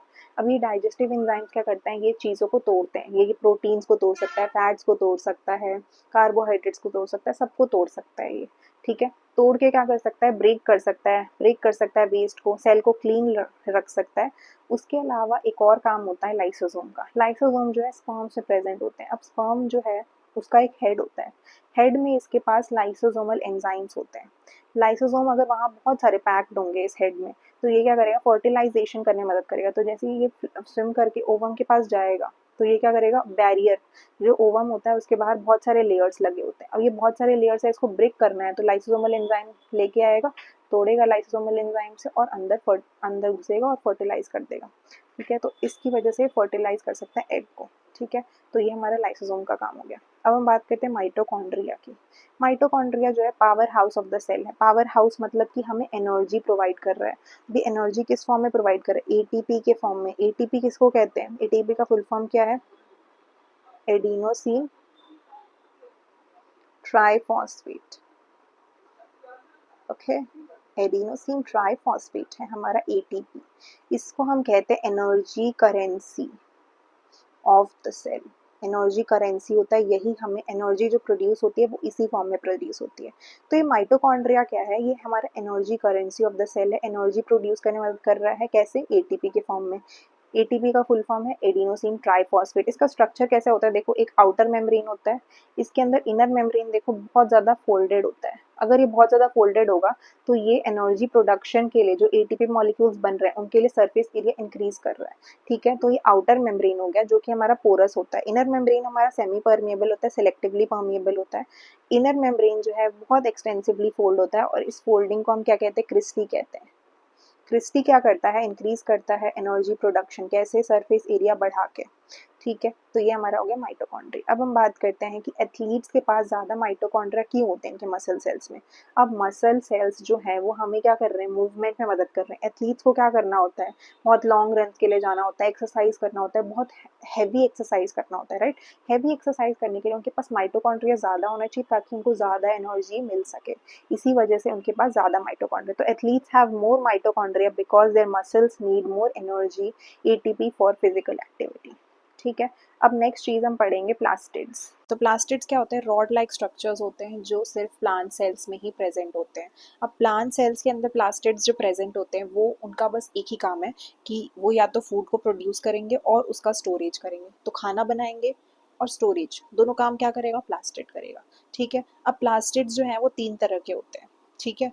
क्लोरोप्लास्ट, क्रोमोप्लास्ट और ल्यूकोप्लास्ट। क्लोरोप्लास्ट क्या होते हैं, इनके अंदर क्लोरोफिल होता है जिसकी वजह से इसको क्या मिलता है, ग्रीन कलर मिलता है, ठीक है। क्रोमोप्लास्ट क्या होता है, ये ग्रीन कलर के अलावा जितने भी रेड, येलो, ऑरेंज, ये सारे कलर्स कौन देता है, क्रोमोप्लास्ट देता है। और ये ल्यूकोप्लास्ट जो है ये कलरलेस होते हैं, ठीक है। इसके बारे में हम बाद में पढ़ेंगे। बट क्लोरोप्लास्ट जो है वो हमें क्या करता है, फोटोसिंथेसिस करता है। तो फोटोसिंथेसिस कौन सा प्रोसेस है जिसके थ्रू प्लांट्स जो है वो अपना खुद का खाना बना सकते हैं। तो जैसे ये हमारा क्लोरोप्लास्ट है, इसके अंदर क्लोरोफिल पिगमेंट है, ठीक है। सनलाइट आया, सनलाइट को ट्रैप किया क्लोरोफिल ने, सनलाइट को ट्रैप करके लाइट एनर्जी को इसने किस में कन्वर्ट कर दिया, केमिकल एनर्जी में। और उस प्रोसेस में, फोटोसिंथेसिस के प्रोसेस से इसने खाना बना दिया ग्लूकोज। अब ये ग्लूकोज, बहुत सारे ग्लूकोज आ जाएंगे और ये स्टार्च के फॉर्म में किस में स्टोर हो जाएंगे, क्लोरोप्लास्ट के अंदर स्टोर हो जाएंगे, ठीक है। उसके अलावा क्लोरोप्लास्ट जो है इसके डबल मेम्ब्रेन होता है, जैसे कि हमारा माइटोकॉन्ड्रिया का डबल मेम्ब्रेन था वैसे इस क्लोरोप्लास्ट का भी डबल मेम्ब्रेन है। तो डबल मेम्ब्रेन बाउंड है, इसके पास अपना खुद का डीएनए भी है। खुद का डीएनए देखो, डीएनए जो है जैसा हमारा लीनियर डीएनए होता है, क्लोज नहीं होता, ठीक है, जो हमारे सेल के न्यूक्लियस में होता है। बट क्लोरोप्लास्ट का जो डीएनए है वो क्लोज्ड होगा, तो ऐसा कुछ क्लोज्ड हो जाएगा, क्लोज सर्कुलर डीएनए है, ठीक है। तो इसके पास, क्लोरोप्लास्ट के पास circular DNA, close circular DNA है इसके पास, ठीक है। उसके साथ साथ इसके पास राइबोसोम्स है। राइबोसोम्स जो है वो क्या करते हैं, प्रोटीन को सिंथेसाइज करते हैं, तो प्रोटीन सिंथेसिस करते हैं राइबोसोम्स हमारे। तो ये खुद का अपना कुछ प्रोटीन भी बना सकता है, इसके साथ साथ इसके पास डीएनए भी है, क्लोज सर्कुलर डीएनए है। अब ये क्लोज सर्कुलर डीएनए जो है ये हमारे बैक्टीरिया में भी प्रेजेंट था, जो पुराने बैक्टीरिया थे उनके साथ भी, उनके पास भी प्रेजेंट था। तो ये क्या बोलते हैं, सिमिलर है टू एंशिएंट बैक्टीरिया, ठीक है। तो ancient symbiotic bacteria, symbiotic bacteria के सिमिलर है ये क्लोरोप्लास्ट। सिमिलरली माइटोकॉन्ड्रिया के पास भी खुद का डीएनए होता है, खुद का राइबोसोम होता है, तो वो भी सिमिलर होता है टू दो सिम्बायोटिक बैक्टीरिया, ठीक है। अब हमने क्लोरोप्लास्ट की तो बात कर ली, अब हम बात करते हैं ग्रीन क्यों होते हैं लीव्स। तो ग्रीन इसलिए होता है क्योंकि क्लोरोप्लास्ट होता है, क्लोरोप्लास्ट के अंदर हमारा क्या होता है, क्लोरोफिल होता है। क्लोरोफिल क्या होता है, ग्रीन पिगमेंट होता है जो कि हमें लीव्स को ग्रीन कलर प्रोवाइड करता है। तो leaves are green due to chlorophyll present in chloroplast, ठीक है। अब हम बात करते हैं टाइप्स ऑफ प्लास्टिड, जो मैंने पहले बता दिया, क्लोरोप्लास्ट होता है, क्रोमोप्लास्ट होता है, ल्यूकोप्लास्ट होता है। क्लोरोप्लास्ट के पास क्लोरोफिल है, साइट ऑफ फोटोसिंथेसिस है। क्रोमोप्लास्ट फोटोसिंथेसिस का काम नहीं कर रहा, येलो, ऑरेंज या रेड पिगमेंट है, ये कलर दे रहा है फ्लावर्स, फ्रूट्स और वेजिटेबल्स को। उसके साथ साथ ये पॉलिनेशन और सीड डिस्पर्सल में पॉलिनेटर्स को अट्रैक्ट करने में मदद करता है, क्योंकि इसका वाइब्रेंट कलर होता है, वाइब्रेंट कलर क्रोमोप्लास्ट प्रोवाइड कर रहा है, तो इसकी वजह से अट्रैक्शन भी करता है पॉलिनेटर्स को, और ताकि वो उसके पास आए, फ्लावर्स में आए, पॉलिनेशन करे या उसका सीड डिस्पर्सल करे, ठीक है। अब हम बात करते हैं ल्यूकोप्लास्ट की। ल्यूकोप्लास्ट जो है कलरलेस प्लास्टिड होते हैं, ये स्टोर कर सकते हैं स्टार्च, ऑयल और प्रोटीन्स को, ठीक है। नेक्स्ट चीज हम बात करते हैं वैक्यूल्स की। अब वैक्यूल क्या होते हैं, खाली स्पेसेस होते हैं, ठीक है। सेल के अंदर ये मेम्ब्रेन बाउंड सैक्स होते हैं, बोरियां होती हैं ये इसके अंदर कुछ भी भर सकते हैं, ठीक है। बट इसके अंदर ज़्यादातर हमारा वाटर होता है और उसके साथ साथ कुछ फ्लूइड्स होते हैं, कुछ मिनरल्स होते हैं, कुछ कार्बोहाइड्रेट, लिपिड, जो भी इसके अंदर भरा होता है, ठीक है। वाटरी फ्लूइड होता है, इसको हम कहते हैं सेल सैप। तो प्लांट के अंदर बहुत बड़ा वैक्यूल होता है ऐसा, सेंट्रल वैक्यूल, एक सेंट्रल वैक्यूल होता है, इसके अंदर हमारा भरा होता है cell sap. Cell sap mostly water होता है, उसके साथ साथ इसमें और मिनरल्स डिस्पर्स्ड होते हैं और सब्सटेंसेस डिस्पर्स्ड होते हैं। तो लार्ज सेंट्रल वैक्यूल होता है, स्टोरेज का काम करता है, स्टोर करने का काम करता है। फूड क्या स्टोर करता है? Food, water and waste. उसके अलावा टर्जर प्रेशर मेंटेन। अभी टर्जर प्रेशर क्या होता है भाई? जब हमने पढ़ा था हाइपोटोनिक सोल्यूशन के बारे में, हाइपोटोनिक सोल्यूशन क्या करता है? ये सेल को हमने रखा पानी में, पानी अंदर चला गया, ठीक है, इस पानी किसमें भरेगा? वैक्यूल के अंदर भरेगा। अब ये वैक्यूल वाटर भर भर रखा है, वैक्यूल ने वाटर भर रखा है, तो ये क्या करेगा? बाहर की तरफ प्रेशर डालेगा। बाहर की तरफ प्रेशर डालेगा तो इस प्रेशर को, जो ये प्रेशर डाल रहा है बाहर, इसको हम कहते हैं टर्जर प्रेशर, ठीक है। तो ये हमारा टर्जर प्रेशर हो गया। उसके अलावा ये प्लांट्स को फर्म एंड अपराइट भी रखता है, क्योंकि वैक्यूल जो है वो प्रेशर बाहर की तरफ लगा रहा है, बाहर की तरफ लगा रहा है तो उसको एक शेप मेंटेन करके रख रहा है, फर्म रख रहा है प्लांट सेल को, राइट। तो अपराइट रखता है, मतलब जैसा वो पोजीशन में है प्लांट वैसा रखता है। उसके अलावा वरना प्लांट ऐसे बेंड हो जाता है या उसका शेप अजीब सा हो जाता है, बट वैसा कुछ नहीं होता है ना। तो फर्म रखता है, सपोर्ट देता है, स्टोरेज करता है, वेस्ट मटेरियल का, यूजफुल मटेरियल, सब चीज़ों का स्टोरेज भी करता है, एक्सक्रीशन का भी काम करता है, वेस्टफुल सब्सटेंसेस भी स्टोर करता है। अब ये क्वेश्चन आता है कि भाई वैक्यूल जो है वो प्लांट सेल में इतना बड़ा होता है, एनिमल सेल्स में नहीं होता, क्यों? और लाइसोसोम जो है वो प्लांट सेल में क्यों कम होता है और एनिमल सेल में क्यों ज़्यादा होता है? क्योंकि एनिमल सेल को वेस्ट मटेरियल स्टोर करने के पास, उनके पास कुछ नहीं है, लार्ज सेंट्रल वैक्यूल नहीं है, उनको ज़्यादा सब्सटेंसेस स्टोर करने की ज़रूरत नहीं है। प्लांट सेल को बहुत सारे सब्सटेंसेस स्टोर करने की ज़रूरत भी है, इस वजह से वो वैक्यूल रख रहा है, उसके साथ साथ उसको एक्सक्रीशन का भी काम करना है। वैक्यूल ही एक्सक्रीशन का काम कर दे रहा है तो लाइसोसोम की जरूरत ही नहीं है प्लांट सेल में। सिमिलरली एनिमल सेल के पास बड़ा वैक्यूल नहीं होता, अगर उनको सब्सटेंसेस टेम्परेरीली भी स्टोर करने होते तो वाटर में डिजोल्व होकर वो सब्सटेंसेस वो वैक्यूल में, छोटे छोटे वैक्यूल्स में स्टोर कर लेते हैं, ठीक है। तो ये हमारा हो गया वैक्यूल कंप्लीट। तो प्लांट सेल के अंदर लार्ज सेंट्रल वैक्यूल होता है और एनिमल सेल के अंदर हमारा क्या होता है? स्मॉल स्मॉल वैक्यूल्स होते हैं, हो भी सकते हैं, नहीं भी हो सकते, एब्सेंट भी हो सकते हैं, ठीक है। Next thing is why doesn't a plant cell burst when water enters? तो बेसिक डिफरेंस एनिमल सेल और प्लांट सेल में यही है कि हमने पढ़ा था कि जैसे ही हम हाइपोटोनिक सोल्यूशन में, हाइपोटोनिक मतलब कि हमने सेल को पानी के अंदर डाल दिया, पानी के अंदर डाल दिया, पानी बाहर ज़्यादा है तो अंदर की तरफ जाएगा, एनिमल सेल क्या करेगा? स्वेल करेगा, कुछ टाइम बाद क्या हो जाएगा? बर्स्ट हो जाएगा, पानी बाहर भी निकल जाएगा। बट प्लांट सेल के पास एक शेप होता है, इसका खुद का शेप होता है। अब हमने इसको पानी में रखा भी अगर, तो पानी अंदर जा रहा है, ठीक है, वैक्यूल भर लिया पानी, पानी को भर लिया, ये बाहर की तरफ प्रेशर डाल रहा है, बट इसके पास सेल वॉल भी तो है, सेल वॉल इसको शेप प्रोवाइड करेगा। अब ये सेल वॉल जो है ये अंदर की तरफ प्रेशर डालेगा, तो ये वैक्यूल जो है ये बाहर की तरफ प्रेशर डाल रहा है, ये सेल वॉल जो है ये अंदर की तरफ प्रेशर डाल रहा है, और उतना ही प्रेशर डाल रहा है जितना ये वैक्यूल बाहर की तरफ एक्सर्ट कर रहा है। तो प्रेशर इक्वल हो गया है, ठीक है, प्रेशर इक्वल हो गया, जिसकी वजह से क्या हो जाएगा? हमारा प्लांट सेल जो है वो बर्स्ट नहीं होता है, ठीक है। Next thing is rigid cell wall prevents the plant cell from bursting when water enters. तो वही चीज़ मैंने समझाई आपको। अब देखो कुछ साइंटिस्ट थे, जे क्राइग वेंटर जो है मेन साइंटिस्ट था, उसके साथ साथ उसके कुछ कलीग्स थे, उन्होंने एक एक्सपेरिमेंट करा। उन्होंने क्या किया? सिंथेटिक डीएनए को बनाया। कैसे सिंथेटिक डीएनए को बनाया? उन्होंने लिया माइकोप्लाज्मा माइकॉइड्स। माइकोप्लाज्मा माइकॉइड्स क्या है? सबसे पहले ये स्मॉलेस्ट लिविंग सेल है, ये एक बैक्टीरिया है, स्मॉलेस्ट लिविंग सेल है, ठीक है। सबसे छोटा, यूनिवर्स में सबसे छोटा जो सेल है वो है माइकोप्लाज्मा। तो उसका एक स्पीशीज लिया माइकोप्लाज्मा माइकॉइड्स, इसका इन्होंने डीएनए निकाला, ठीक है, डीएनए निकाला। अब ये डीएनए को उन्होंने देखा इनका स्ट्रक्चर, और उसी तरह का सेम डीएनए इन्होंने बना दिया स्ट्रक्चर देख के। अब सेम डीएनए बना दिया, सिंथेटिक डीएनए अब इन्होंने लिया और एक दूसरे स्पीशीज में दूसरा बैक्टीरिया लिया, उसके अंदर उसका डीएनए तो निकाल दिया, और ये जो इन्होंने डीएनए बनाया था इसको अंदर घुसा दिया। कुछ टाइम बाद इन्होंने देखा कि जो ग्रोथ है, जो कैरेक्टरिस्टिक्स थे वो इस सिंथेटिक डीएनए के शो हो रहे थे जो इन्होंने बनाया था। तो इसमें पता चला कि डीएनए जो है उसके पास कैरेक्टरिस्टिक्स होते हैं for growth and for other characteristics of the cell, right. तो यहाँ देखो, क्लोजली रिलेटेड बैक्टीरियल सेल लिया, उसका डीएनए रिमूव किया, साइटोप्लाज्म और सेल मेम्ब्रेन इंटैक्ट रखा, उसके अंदर इन्होंने सिंथेटिक जो डीएनए बनाया था वो अंदर रख दिया, सेल ग्रो डिवाइड करने लग गया उसी डीएनए के साथ। तो cell began to grow and divide normally, it followed the instructions encoded in the synthetic DNA. This experiment showed that DNA controls the structure and activities of a cell, ठीक है। Next है हमारा cell division. तो cell जो है वो divide करते हैं, ऐसे कुछ रिलेशनशिप्स भी डिवाइड हो जाते हैं। कोई नहीं चलता है। तो सेल जो है वो खुशी खुशी डिवाइड होता है, हमारी तरह नहीं, रिलेशनशिप की तरह नहीं जो बहुत दुखी दुखी डिवाइड होते हैं। तो बट सेल जो है वो डिवाइड कर रहा है, तो सेल जो है ये रहा हमारा सेल, ये क्या करेगा, ये डिवाइड कर जाएगा।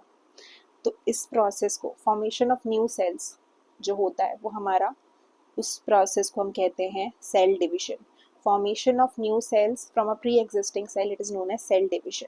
तो ये हमें क्यों ज़रूरत होती है, ग्रोथ के लिए ज़रूरत होती है, रिपेयर के लिए ज़रूरत होती है, और तीसरा चीज़ है रिप्रोडक्शन के लिए ज़रूरत होती है। तो यहाँ लिखा हुआ ग्रोथ के लिए, रिपेयर के लिए और रिप्रोडक्शन के लिए, ठीक है। Equal distribution of genetic material होना चाहिए। तो हमारा न्यूक्लियस है, उसके अंदर हमारा जेनेटिक मटेरियल क्रोमेटिन है ना, जो सेल डिवीजन के टाइम पे क्या बन जाएगा, क्रोमोसोम बन जाएगा। तो ये जो जेनेटिक मटेरियल इसके अंदर है वो हमारा सेम होना चाहिए, इक्वली डिस्ट्रीब्यूट होना चाहिए, इसीलिए हम सेल डिवीजन करेंगे तो इक्वल डिस्ट्रीब्यूशन होगा हमारा जेनेटिक मटेरियल में। अब इसके टाइप्स की बात करें तो माइटोसिस और मियोसिस। उसके अलावा ये सेल डिवीजन जो है हेल्दी टिश्यूज को मेंटेन करता है। अब हम माइटोसिस और मियोसिस के बारे में इंडिविजुअली पढ़ेंगे, क्या होता है माइटोसिस और क्या होता है मियोसिस। तो माइटोसिस बेसिकली होता है सोमैटिक सेल्स में। कौन से सेल्स में होता है, सोमैटिक सेल्स में। अब ये सोमैटिक सेल्स क्या होते हैं, जितने सेल्स हैं हमारी बॉडी के अंदर एक्सेप्ट द रिप्रोडक्टिव सेल्स, ठीक है, they are known as somatic cells. तो उन सोमैटिक सेल्स के अंदर हमें रिप्रोडक्शन, अगर हम उसका डिवीजन करा रहे हैं तो जेनेटिक मटेरियल जो है वो सेम रहना चाहिए, जेनेटिक मटेरियल कांस्टेंट रहना चाहिए, नंबर ऑफ क्रोमोसोम कांस्टेंट रहना चाहिए। तो ह्यूमंस के अंदर हमारे 46 क्रोमोसोम होते हैं, और ये 46 क्रोमोसोम 23 पेयर्स में होते हैं। तो एक पेयर में 2 क्रोमोसोम होंगे तो 23 इंटू 2 46 क्रोमोसोम टोटल होते हैं। अब ये 46 क्रोमोसोम एक सेल के अंदर होते हैं। तो 46 क्रोमोसोम, सपोज ये ऐसे 46 क्रोमोसोम एक सेल के अंदर है। अब ये सेल जो है, suppose this is the cell, ठीक है, तो ये सेल जो है ये हमारे पास, इसके पास जो भी क्रोमोसोम है, सपोज दो पेयर क्रोमोसोम, हम एग्जाम्पल ले लेते हैं कि 2 पेयर ऑफ क्रोमोसोम। अब ये डिवाइड करेगा तो ये हमारा बनाएगा 2 डॉटर सेल्स जो कि आइडेंटिकल होंगी, जो कि same to same parent cell की तरह दिखेंगी। This is the parent cell and these are the daughter cells. तो जब ये सेल डिवाइड करेगा बाय माइटोसिस, माइटोसिस होता है किसमें, सोमैटिक सेल्स के अंदर, तो डॉटर सेल्स के अंदर जो क्रोमोसोम होंगे, number of chromosomes remains equals, and daughter cell जो है वो हमारा 2 डॉटर सेल्स बनती है। तो एक पेरेंट सेल से हमारे 2 डॉटर सेल्स बन गई। तो ये होता है हमारा माइटोसिस के केस में। ये हमें किस चीज़ में चाहिए होता है, ग्रोथ एंड रिपेयर के लिए। अगर कहीं पे ग्रोथ की ज़रूरत है तो वो करने के लिए, रिपेयर अगर सेल डैमेज हो गए तो सेल डिवाइड करके नए सेल्स बनाएंगे और वहाँ पे कवर कर लेंगे, राइट, एरिया कवर कर लेंगे। कहीं पे हमें चोट लग गई तो वहाँ हमें वुंड हीलिंग के लिए चाहिए, तो वुंड हीलिंग करने के लिए भी, रीजनरेशन करने के लिए भी, कुछ प्लांट में अगर इंजरी आ गई, प्लांट को हमने कहीं से कट कर दिया, अगर हम देखते हैं कि हमने कोई लीफ को कट कर दिया, ठीक है, कुछ टाइम बाद आप देखते हो कि नई लीफ वहाँ पे आ जाती है, जनरेट हो जाती है, ठीक है, तो वो रीजनरेशन की भी मदद करता है। क्रोमोसोम नंबर ये याद रखना है कि अनचेंज रहता है दोनों में, ठीक है, माइटोसिस में, ठीक है। तो एक पेरेंट सेल 2 डॉटर सेल में डिवाइड हो रहा है, क्रोमोसोम नंबर चेंज नहीं हो रहा, अनचेंज रह रहा है। तीसरा चीज ये है कि वुंड हीलिंग में, रीजनरेशन, ग्रोथ, रिपेयर, इन सब में यूज होता है। माइटोसिस होता किसमें, हमारा सोमैटिक सेल। सोमैटिक सेल्स क्या होते हैं, जितने भी तरह के सेल्स हमारी बॉडी में, पूरे cells except the reproductive cells, उसमें हमारा माइटोसिस का प्रोसेस हो रहा होता है। तो ये हमारा बेसिकली स्टेजेस ऑफ माइटोसिस है, ये आपको पढ़ने की जरूरत नहीं, प्रोफेज, मेटाफेज, एनाफेज, टीलोफेज, और बाद में साइटोकाइनेसिस से देखो। बस नेक्स्ट थिंग देखो, मियोसिस। मियोसिस जो है, मियोसिस एक ऐसा प्रोसेस है जो कि हमारा सिर्फ और सिर्फ होता है रिप्रोडक्टिव ऑर्गन्स में, रिप्रोडक्टिव सेल्स में। रिप्रोडक्टिव सेल्स कहाँ होते हैं, रिप्रोडक्टिव ऑर्गन्स में। रिप्रोडक्टिव ऑर्गन्स ह्यूमंस में कौन से होते हैं, मेल्स की बात करें तो इसमें होता है टेस्टिस, है ना, टेस्टिस कौन सा रिप्रोडक्टिव सेल रिलीज करता है, स्पर्म। फीमेल्स देखो, फीमेल्स जो है उसके अंदर हमारा होता है ओवरीज। ओवरीज क्या रिलीज करती है, ovum. These are the reproductive cell, ठीक है, इन दीज रिप्रोडक्टिव ऑर्गन्स, ठीक है। अब हम बात करते हैं, इन सब के अंदर ही हमारा मियोसिस होगा।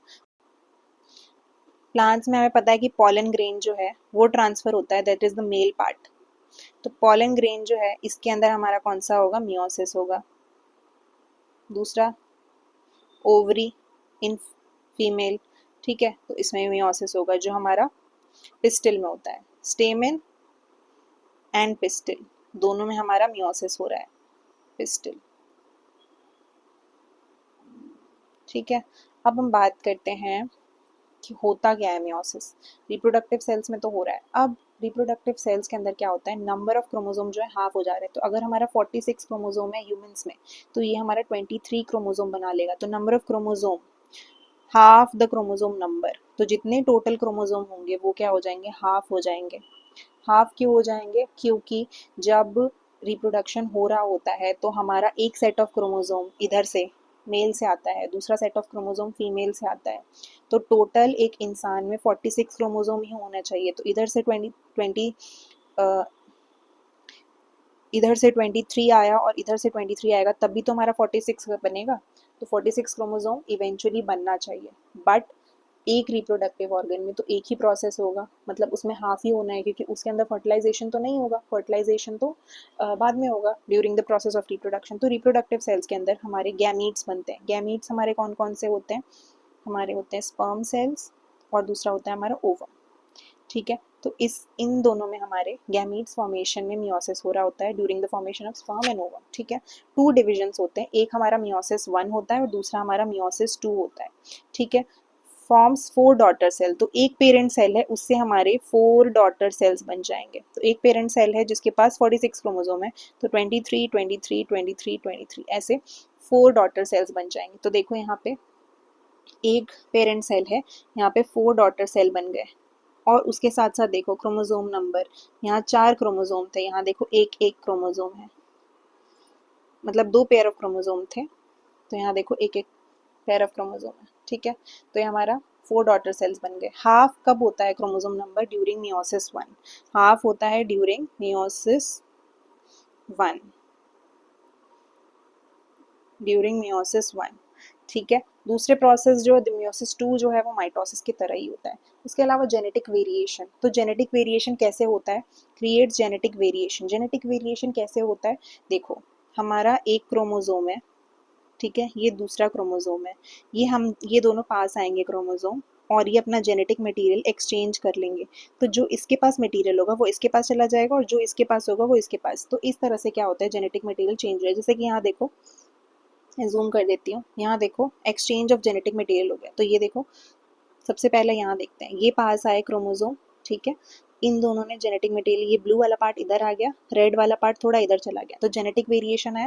वैसे ये जेनेटिक वेरिएशन कॉज करता है। तो इस वजह से हमें पता है कि जब हमारा सेक्सुअल रिप्रोडक्शन होता है तो हमेशा वेरिएशन होता है। हम आइडेंटिकल थोड़ी दिखते हैं अपने पेरेंट्स के, हमारे कुछ कुछ वेरिएशन तो रहते हैं, थोड़े बहुत सिमिलर दिखते हैं, क्योंकि हमारे पास कुछ सेट ऑफ क्रोमोसोम है, बट हम सिमिलर नहीं दिखते, पूरे आइडेंटिकल नहीं दिखते। ठीक है, so this is the process that is essential for sexual reproduction also. Which type of cell division helps in wound healing? It is mitosis. Okay, next is Arun Kumar Sharma. So Arun Kumar Sharma basically Arun Kumar Sharma basically he was a famous Indian scientist जिन्होंने develop की important techniques for studying plant chromosome. तो plant chromosome को study करने के लिए इन्होंने बहुत pioneering research करा है, बहुत अच्छा रिसर्च करा है प्लांट क्रोमोसोम के ऊपर, और बहुत सारे एक्सपेरिमेंट्स भी कंडक्ट किए। ठीक है, अब नेक्स्ट थिंग है कि अगर सेल डिवीजन कंट्रोल तरीके से नहीं हुए तो हमारे सेल डिवीजन जो है वो कंट्रोल तरीके से होना चाहिए। अगर वो बहुत ज़्यादा सेल डिवीजन होने लग गया तो वो हमारा माइटोसिस के अंदर अगर एरर आया तो ट्यूमर बना सकता है, एबनॉर्मल सेल्स होता है, कैंसर भी हो सकता है। ठीक है, कैंसर बेसिकली इसी वजह से होता है क्योंकि बहुत सारे सेल्स हमारे बन गए होते हैं, सेल डिवीजन इतना फास्ट हो रहा होता है, इतना फास्ट हो रहा होता है, सेल डिवीजन पे कोई कंट्रोल ही नहीं होता है, सारे सेल्स बन जाते हैं, तो कि वहाँ पे एक स्वेलिंग आती है। तो ट्यूमर अगर आप देखते होगे तो एक किसी को एक बॉडी पार्ट जो है फूल सा जाता है। जैसे अंदर अगर हमारे ब्लड के अंदर सेल्स, ब्लड सेल्स बहुत ज़्यादा डिवाइड करने लग गए, ठीक है, ब्लड सेल्स बहुत सारे इंक्रीज हो गए इन नंबर, ठीक है, तो उस वजह से क्या होगा, हमारा कैंसर कॉज हो जाएगा। ठीक है, ब्लड कैंसर कॉज हो जाएगा। मियोसिस की अगर हम बात करें, मियोसिस में अगर एरर आ गया तो जेनेटिक डिसऑर्डर हो सकता है, ठीक है, इनफर्टिलिटी हो सकता है और डेवलपमेंटल प्रॉब्लम्स हो सकता है। ठीक है, तो यहाँ देखो ये बहुत सारे सेल्स हैं, इनका शेप देखो अच्छा खासा शेप है, ठीक है, बट यहाँ पे देखो ट्यूमर जैसे बन रहा है, बहुत अनकंट्रोल्ड डिवीजन है, और सेल का शेप भी देखो अजीब सा हो रहा है, अजीब सा सेल का शेप हो गया। तो यहाँ सेल्स बहुत फास्टली डिवाइड कर रहे हैं, तो यहाँ पे एक ट्यूमर बन रहा है। ठीक है, नेक्स्ट थिंग देखते हैं cell culture. Cell culture basically एक ऐसा प्रोसेस है जिसमें हम सेल, एक टिश्यू से सेल निकालते हैं, उसको हम बाहर निकाल के उसको ग्रो करते हैं एक मीडियम में, उसको ग्रो करने के बाद हम उसको जब वो रिप्रोड्यूस करता है बहुत सारे सेल्स बन जाते हैं, फिर हम उसमें एक्सपेरिमेंट कर सकते हैं, उसको ऑब्जर्व कर सकते हैं, उसको और चीज़ों में यूज़ कर सकते हैं। एक्सपेरिमेंटेशन में किसी ऑर्गेनिज्म के अंदर सेल डालना है उस चीज़ में यूज़ कर सकते हो। Cell culture basically growing cells outside the body, ठीक है, बॉडी में से सेल निकाला और उसको ग्रो किया बाहर, ठीक है। न्यूट्रिएंट रिच मीडियम होता है जो कि ग्रोथ को सपोर्ट करता है। नेक्स्ट, इसको स्टेराइल कंडीशन चाहिए होता है क्योंकि ऑब्वियसली कोई बैक्टीरिया, स्टेराइल कंडीशन नहीं होगा, कोई बैक्टीरिया कोई हार्मफुल माइक्रो ऑर्गेनिज्म अगर आएगा तो वो भाई इसको खराब कर देगा, है ना। टोटीपोटेंसी एक नया कॉन्सेप्ट है जो दिया था गॉटलीब हैबरलैंड ने। इन्होंने बोला कि एक सेल जो है वो एक कंप्लीट प्लांट ऑर्गेनिज्म बना सकता है, कंप्लीट होल प्लांट बना सकता है, ठीक है। तो ये father of plant tissue culture थे, इन्होंने प्लांट टिश्यू कल्चर को ओरिजिनेट किया था, इन्होंने ही इंट्रोड्यूस किया था, ठीक है, गॉटलीब हैबरलैंड ने। Now the cell theory. तो सेल थियोरी जो है बेसिकली इसके 3 पॉस्टुलेट्स हैं, ठीक है। ये दिया था Matthias Schleiden, Theodor Schwann and Rudolf Virchow ने, ठीक है। इन्होंने बोला कि सेल जो है वो बेसिक यूनिट ऑफ लाइफ है, सारे ऑर्गेनिज्म जो है वो सेल के ही बने हैं और सेल जो है प्री एग्जिस्टिंग सेल से बने हैं। तो ये दोनों पॉस्टुलेट्स तो क्लीटन और स्क्वान ने दिया था, और ये वाला जो है रुडोल्फ वर्चाउ ने दिया था कि cells come from pre existing cell, तो ये बाद में ऐड हुआ था सेल थियोरी में। तो ये जो सेल थियोरी है ये सारे लिविंग ऑर्गेनिजम्स को यूनिफाई करता है, क्योंकि हमें पता है कि लिविंग ऑर्गेनिज्म सेल के बने होते हैं और सेल डिवीजन के थ्रू ही हमारे प्री एग्जिस्टिंग सेल से नए सेल्स बनते हैं। सो ये यूनिफाई करता है सारे लिविंग ऑर्गेनिज्म को, cell theory. Now cancer cells and cell death. हमें पता है कि कैंसर किस वजह से कॉज होता है, जब बहुत ज़्यादा अनकंट्रोल्ड सेल डिवीजन होने लग जाता है तो हमारा कैंसर जनरेट होता है, कैंसर सेल्स बनते हैं। कैंसर सेल्स जो है वो उनके अंदर अनकंट्रोल्ड सेल डिवीजन होता है, ट्यूमर्स बनते हैं एंड वो स्प्रेड हो जाते हैं एक जगह से दूसरी जगह, ठीक है। जबकि नॉर्मल सेल्स क्या होता है, कंट्रोल्ड ग्रोथ एंड डिवीजन हो रहा होता है। देखो, कॉन्टैक्ट इनिबिशन होता है एक प्रॉपर्टी जो कि हमारा कैंसर सेल्स में एब्सेंट होता है, ठीक है। कैसे एब्सेंट होता है? कॉन्टैक्ट इनिबिशन मतलब क्या होता है? कॉन्टैक्ट मतलब ऑब्वियसली टच, इनहिबिशन मतलब प्रिवेंट करना। तो प्रिवेंट, टच प्रिवेंट करता है नॉर्मल सेल। तो अगर एक सेल जो है वो अगर सपोज 4 सेल के साथ ही कॉन्टैक्ट में आ सकता है तो नॉर्मल ग्रोथ के टाइम पे, बट कैंसर सेल होगा तो वो बहुत सारे सेल्स के साथ कॉन्टैक्ट में आएगा और उसके अंदर कोई कॉन्टैक्ट इनिबिशन नहीं होगा, अपना अनकंट्रोल्ड डिवीजन करते जा रहा है, करते जा रहा है। So this is known as contact inhibition. अब यहाँ देखो, ये नॉर्मल सेल है, ये हमारे नॉर्मल सेल है, ये हमारे कैंसर सेल है, ये हमारे स्प्रेड हो सकते हैं। जैसे ये नॉर्मल सेल है, ये हमारे कैंसर सेल, इनका शेप भी देखो अजीब सा हो गया। अब दूसरा चीज आता है सेल डेथ। सेल डेथ में हम पढ़ेंगे programmed cell death, programmed cell death, ठीक है। तो प्रोग्राम्ड सेल डेथ क्या होता है कि जो हमारा नॉर्मल सेल्स होते हैं उनका एक पर्टिकुलर टाइम स्पैन होता है जिस टाइम तक वो जिंदा रहते हैं। कुछ टाइम के बाद उनकी डेथ हो जाती है ताकि हमारा दूसरे सेल्स रीजनरेट हो, दूसरे सेल्स आए और वो फंक्शन, ताकि हर फंक्शन जो है वो प्रॉपरली एग्जीक्यूट हो सके। बट जो कैंसर सेल है उनको कोई फर्क नहीं पड़ता प्रोग्राम सेल से, वो अपना प्रोग्राम सेल डेथ को फॉलो ही नहीं करते, ठीक है। सिमिलरली हमारे हाथ में देखो, हमारे हाथ की जो उंगलियां हैं उनके बीच में भी हमारे ये उंगलियां अगर वेब्ड होती, ये ऐसी वेबिंग हो जाती, ठीक है। अगर प्रोग्राम सेल डेथ नहीं होता तो ऐसे वेब्ड उंगलियां होती, बट हमारी उंगलियों का कुछ स्पेसिफिक शेप है, क्योंकि यहाँ पे जो सेल्स रही होंगी वो क्या हो गई होंगी, यहाँ के सेल का डेथ हो गया होगा, प्रोग्राम सेल डेथ हो जाएगा, इसी वजह से ये ऐसे दिखती हैं, ठीक है। अब हम देख लेते हैं, पूरा चैप्टर तो कंप्लीट हो गया। अब हम देख लेते हैं कि इस चैप्टर में हमने पढ़ा क्या। सबसे पहले हमने पढ़ा cell is the basic unit of life. Microscope हमें हेल्प करता है ऑब्जर्व करने को सेल्स को, ठीक है। Cell membrane controls exit and entry, ठीक है। प्लांट सेल्स के पास सेल वॉल है और प्लास्टिड है, पता ही हमें। न्यूक्लियस सेलुलर एक्टिविटीज को कंट्रोल करता है। माइटोकॉन्ड्रिया एटीपी प्रोड्यूस करते हैं। एटीपी क्या है? Energy currency of the cell. ATP is adenosine triphosphate. Vacuoles material store करते हैं। माइटोसिस ग्रोथ और रिपेयर के लिए चाहिए होता है क्योंकि ये सोमैटिक सेल्स में प्रेजेंट होता है। मियोसिस गैमीट फॉर्मेशन के लिए चाहिए होता है। और सेल थ्योरी जो है वो एक्सप्लेन करती है कंटिन्यूटी ऑफ लाइफ। अब हम बात करते हैं कुछ इंपॉर्टेंट क्वेश्चंस की। तो सबसे पहला, who discovered cells? Who discovered cells? It was discovered by Robert Hooke, ठीक है। Define osmosis. Osmosis is the process of movement of water from high concentration to low concentration through a semi-permeable membrane, सबको पता होगा ये osmosis. Why are mitochondria called the powerhouse of the cell? Because they produce energy. Energy produce करते हैं. What is a gene? Functional. इसको erase कर देती हूँ पहले.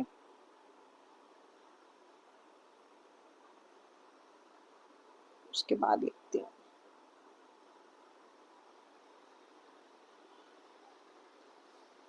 Gene is the functional segment of DNA. ठीक है. टाइप्स ऑफ प्लास्टिड्स हमें सबको पता है. Chloroplast, chromoplast and leucoplast. Exam corner. Next short answer questions. Differentiate between plant and animal cells. तो प्लांट सेल यहाँ लिख देती हूँ, एनिमल सेल यहाँ लिख देती हूँ. प्लांट सेल में सेल वॉल जो है वो प्रेजेंट होता है, इसमें नहीं होता है. ठीक है. प्लास्टिड जो है इसमें प्रेजेंट होता है, इसमें नहीं होता है. ठीक है.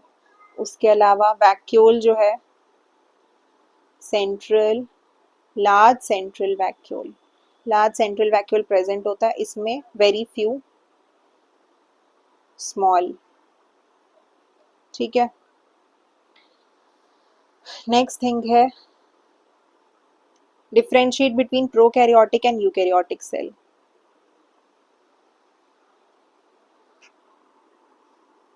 अब देखो प्रोकैरियोटिक सेल और यूकैरियोटिक सेल. प्रोकैरियोटिक देखो प्रिमिटिव है, यूकैरियोटिक एडवांस्ड है. ठीक है. प्रोकैरियोटिक में न्यूक्लियोइड होता है, इसमें नहीं होता है. न्यूक्लियर मेम्ब्रेन इसमें एब्सेंट होता है, इसमें प्रेजेंट होता है. ठीक है. मेम्ब्रेन बाउंड ऑर्गेनेलीज इसमें नहीं होते और इसमें होते हैं. ठीक है. Next thing is explain the structure and functions of the nucleus. Structure हमें पता है. स्ट्रक्चर न्यूक्लियस का कैसा होता है. आप एक न्यूक्लियस का डायग्राम बनाओगे. Nucleus is bound by a double membraned nuclear membrane. In between there are spaces. These are known as nuclear pores. Nuclear pore help in exchange of substances outside and inside the nucleus. Inside the nucleus there is a dark spherical structure that is known as nucleolus. Nucleolus synthesizes proteins and ribosomal subunits. There are thread-like structures present inside nucleus that is known as chromatin. So chromatin, when it condenses during the cell division, it gets converted to chromosome. So chromosomes appear only during cell division. So this is it for structure of nucleus. Function of nucleus: control center of the cell.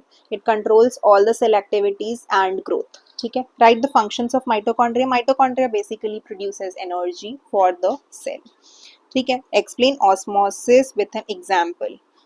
You all know osmosis के बारे में मैंने पहले बता दिया. Example जो है, example आप लिख सकते हो कि when you soak raisins in water, then what will happen? The raisins will swell. ठीक है. तो आप osmosis को इस तरह से explain कर सकते हो. ठीक है. Long answer question. Explain the fluid mosaic model. So इसमें आपको क्या करना है, एक आपको डायग्राम बनाना है प्लाज्मा मेम्ब्रेन का. लिपिड बाइलेयर होना चाहिए. लिपिड बाइलेयर में जो हाइड्रोफिलिक हेड है वो बाहर की तरफ होना चाहिए और हाइड्रोफोबिक टेल जो है वो अंदर की तरफ होनी चाहिए. इस तरह से लिपिड बाइलेयर बनेगा.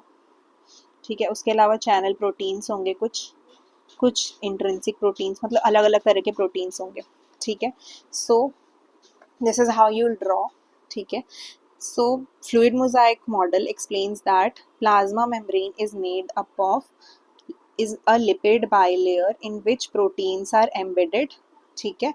इसके अंदर proteins embedded होते हैं. उसके अलावा due to movement of molecules it is fluid in nature and proteins can move inside and outside towards the inside and outside surface of the plasma membrane. Hence it appears like tiles on floor. That is why its nature is mosaic. So this explains the fluid mosaic model. Describe the structure and function of chloroplast. So structure of chloroplast क्या होता है, हमें पता है double membrane होता है chloroplast का, ठीक है, उसके अंदर ऐसे स्टैक्स बने होते हैं, these are known as grana, ठीक है. This is a double membrane layer. It has DNA. Along with that, it also has ribosomes. ठीक है, तो इस तरह से आप स्ट्रक्चर एक्सप्लेन कर दोगे. फंक्शन क्लोरोप्लास्ट का क्या होता है? Chloroplast has a green pigment that is known as chlorophyll. Chlorophyll traps the sunlight. It helps in the process of photosynthesis, helps in food production and storage. ठीक है.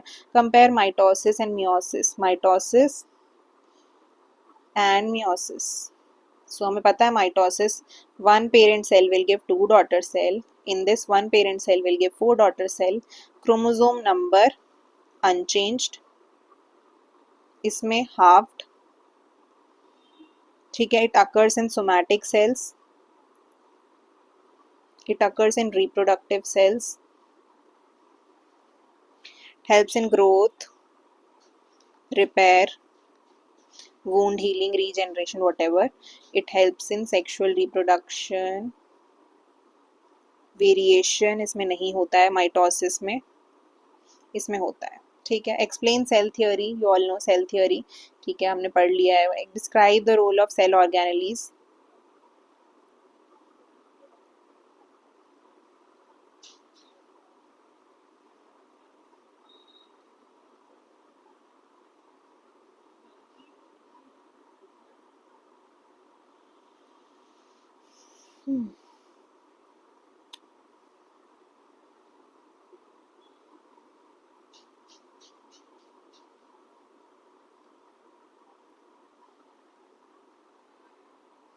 Describe, explain cell theory. Cell theory was given by Matthias Sleeden,